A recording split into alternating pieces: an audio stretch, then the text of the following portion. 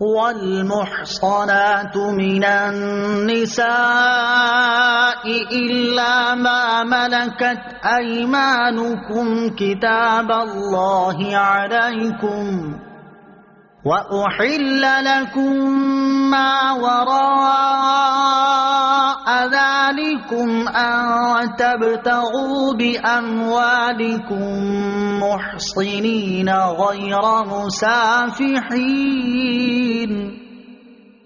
فما استمتعتم به منهن فآتوهن أجورهن فريضة ولا جناح عليكم فيما تراضيتم به من بعد الفريضة إن الله كان عليما حكيما۔ ترجمہ: اور شوہر والی عورتیں تم پر حرام ہیں سوائے کافروں کی عورتوں کے جو تمہاری ملک میں آ جائیں۔ یہ تم پر اللہ کا لکھا ہوا ہے اور ان عورتوں کے علاوہ سب تمہیں حلال ہیں کہ تم انہیں اپنے مالوں کے ذریعے نکاح کرنے کو تلاش کرو، نہ کہ زنا کے لیے۔ تو ان میں سے جن عورتوں سے نکاح کرنا چاہو ان کے مقررہ مہر انہیں دے دو، اور مقررہ مہر کے بعد اگر تم آپس میں کسی مقدار پر راضی ہو جاؤ تو اس میں تم پر کوئی گناہ نہیں، بے شک اللہ علم والا حکمت والا ہے۔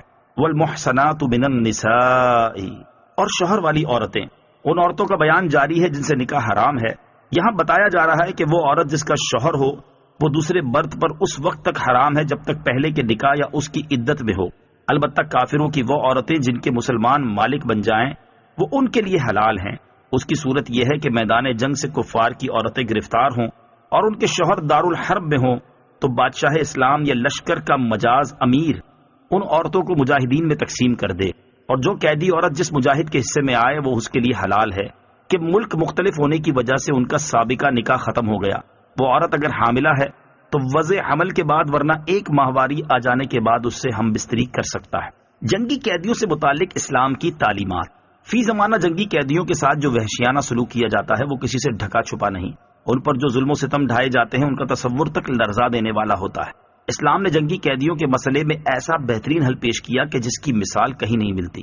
وہ یہ کہ جنگ میں قید ہونے والے مردوں کو غلام بنا لیا جائے اور عورتوں کو لونڈیا، پھر انہیں بھوکا پیاسا رکھنے، طرح طرح کی اذیتیں دینے یا دن رات ان سے جبری مزدوری لینے کی بجائے ان کے ساتھ اس نے سلوک کی ہدایت کی، بلکہ فدیہ لیے بغیر یا فدیہ لے کر ہی صحیح انہیں چھوڑ دینے کی ترغیب بھی دی۔ آزاد کرنے پر ثواب کی بے شمار بشارتیں سنائیں۔ جنگی قیدیوں کو لونڈی غلام بنانا لازمی قرار نہیں دیا بلکہ مکافات عمل کے طور پر صرف اجازت دی، کیونکہ اس دور میں جنگی قیدیوں کو لونڈی غلام بنانے کا رواج تھا جس کو اوپر بیان کردہ طریقوں کے مطابق تدریجاً ختم کیا گیا۔ وَأُحِلَّ لَكُم مَّا وَرَاءَ ذَلِكُمْ، ان کے علاوہ سب تمہارے لیے حلال ہیں، یعنی جن عورتوں سے نکاح حرام ہے ان کے علاوہ تمام عورتوں سے نکاح حلال ہے۔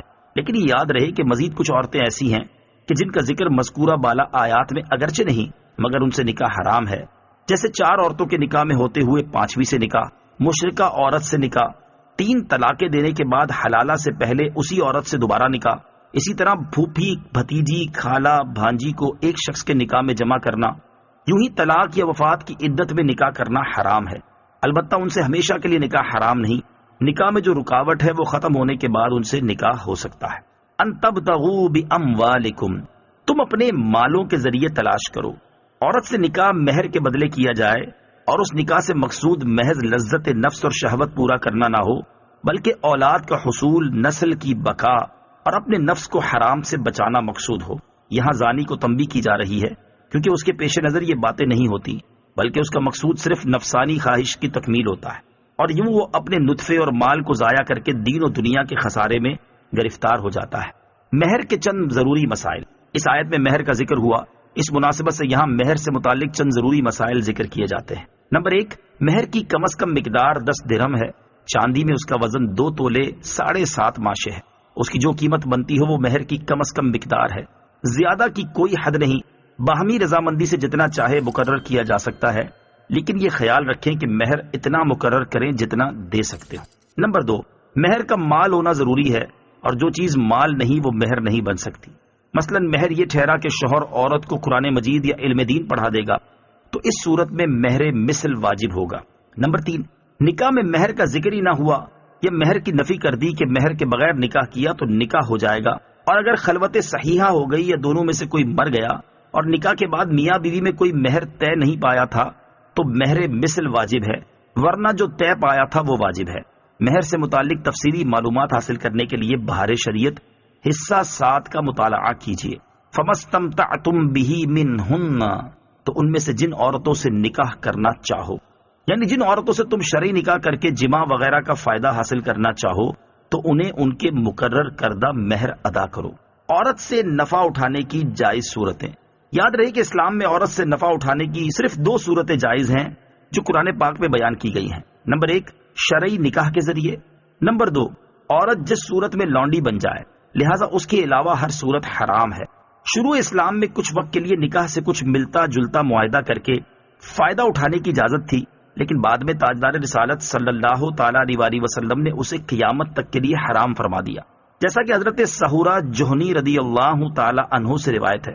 حضور سید المرسلین صلی اللہ تعالی علیہ وسلم نے ارشاد فرمایا، اے لوگوں، میں نے تمہیں عورتوں سے متعا کی صورت میں نفع اٹھانے کی اجازت دی تھی، اور اب اللہ تعالیٰ نے اسے قیامت تک کے لیے حرام کر دیا ہے، تو جس کے پاس کوئی ایسی عورت ہو وہ اسے چھوڑ دے، اور جو انہیں دے چکے ہوں اس میں سے کچھ نہ لو۔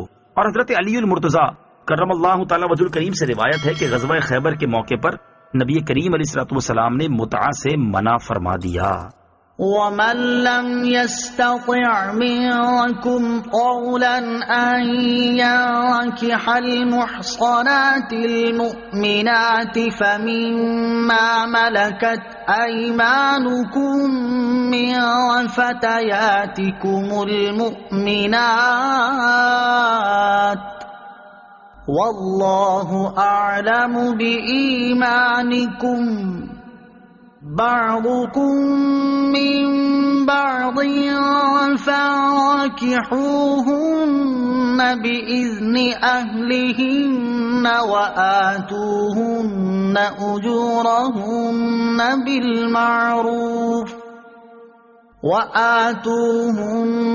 أجورهن بالمعروف محصنات غير مسافحات ولا متخذات أخدان، فإذا أحصن فإن أتين بفاحشة فعليهن نصف ما على المحصنات من العذاب، ذلك لمن خشي العنة منكم وأن تصبروا خير لكم واللہ غفور رحیم۔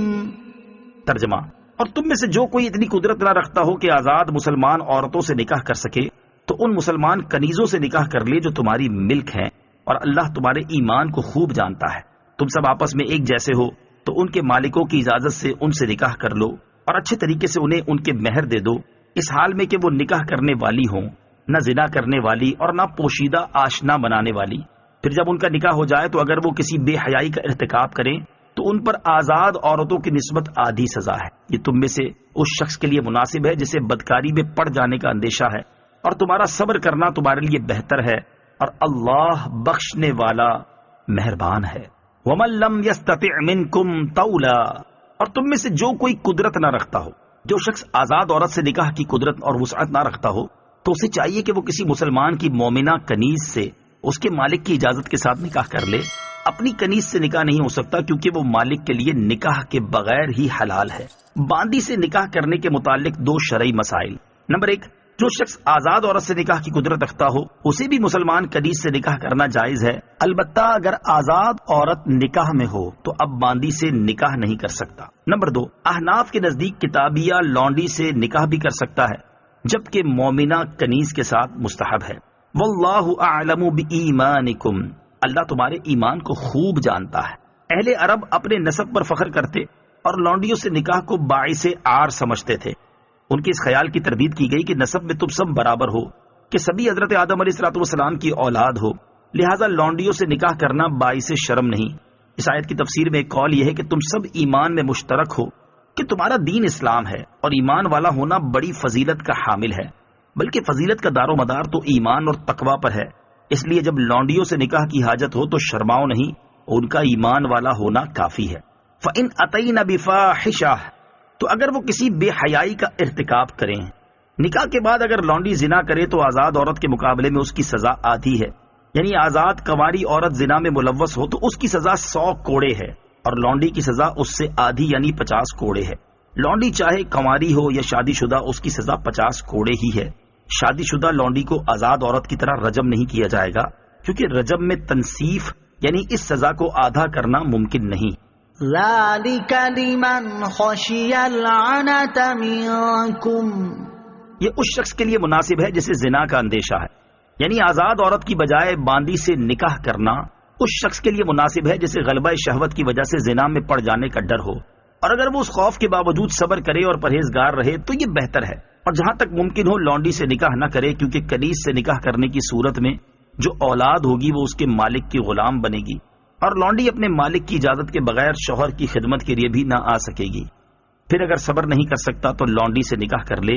یاد رہے کہ فی زمانہ بین الاقوامی طور پر مرد کو غلام اور عورت کو لونڈی بنانے کا قانون ختم ہو چکا ہے۔ نکاح کا شرعی حکم، مرد کے لیے نکاح کا شرعی حکم یہ ہے کہ اعتدال کی حالت میں، یعنی نہ شہوت کا زیادہ غلبہ ہو اور وہ نامرد بھی نہ ہو، نیز مہر اور نان نفقہ دینے پر قدرت رکھتا ہو، تو اس کے لیے نکاح کرنا سنت مؤکدہ ہے۔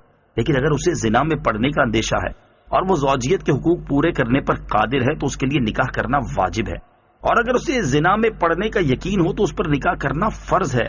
اگر اسے زوجیت کے حقوق پورے نہ کر سکنے کا اندیشہ ہو تو اس کا نکاح کرنا مکروہ، اور حقوق پورے نہ کر سکنے کا یقین ہو تو اس کے لیے نکاح کرنا حرام ہے۔ عورت کے لیے نکاح کا شرعی حکم یہ ہے کہ جس عورت کو اپنے نفس سے اس بات کا خوف ہو کہ غالباً وہ شوہر کی اطاعت نہ کر سکے گی اور شوہر کے واجب حقوق اس سے ادا نہ ہو سکیں گے، تو اسے نکاح کرنا ممنوع و ناجائز ہے۔ اگر کرے گی تو گناہگار ہوگی۔ اگر اسے ان چیزوں کا خوف یقینی ہو تو اسے نکاح کرنا حرام قطعی ہے۔ جس عورت کو اپنے نفس سے ایسا خوف نہ ہو، اسے اگر نکاح کی شدید حاجت ہے کہ نکاح کے بغیر معاذ اللہ گناہ میں مبتلا ہو جانے کا ظن غالب ہے، تو ایسی عورت کو نکاح کرنا واجب ہے، اور اگر نکاح کے بغیر گناہ میں پڑنے کا یقین کلی ہو تو اس پر نکاح کرنا فرض ہے۔ اگر حاجت کی حالت اعتدال پر ہو، یعنی نہ نکاح سے بالکل بے پرواہی ہو، نہ اس شدت کا شوق ہو کہ نکاح کے بغیر گناہ میں پڑنے کا ظن غالب ہو، تو ایسی حالت میں اس کے لیے نکاح کرنا سنت ہے، جبکہ وہ اپنے آپ پر اس بات کا کافی اطمینان رکھتی ہو کہ اس سے شوہر کی اطاعت ترک نہ ہوگی اور وہ شوہر کے حقوق اصلاً ضائع نہ کرے گی۔